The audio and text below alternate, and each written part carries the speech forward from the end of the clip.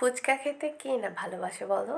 আর বাইরে গিয়ে তো সবসময় ফুচকা খাওয়া সম্ভব হয় না, তাই মাঝে মাঝে কিন্তু হোমমেড ফুচকা চলতেই পারে। তো সেরকমই আমাদের সেদিন হঠাৎই বাড়িতে ফুচকা বানানো হয়েছিল।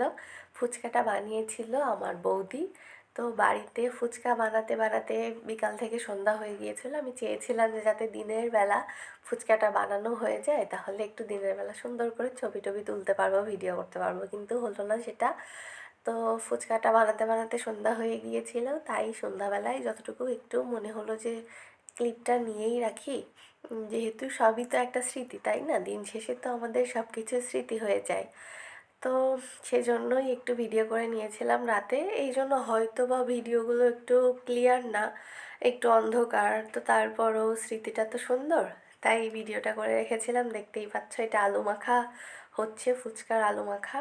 তো সেইটাই একটু ভিডিও করেছিলাম, আর টুকটাক সবই মানে একটু করে ভিডিও করেছিলাম। এই যে বৌদি বানিয়েছিল ফুচকা, আর আমরা খেয়েছিলাম।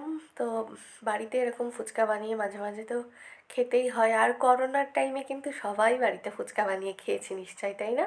আমরাও তো বাড়িতে ফুচকা বানিয়েছিলাম করোনার সময়, কারণ বাইরের কিছুই তখন খাওয়া হচ্ছিল না। তাই সেই সময় থেকে বাড়িতে ফুচকা বানানোর চলটা রয়েছে।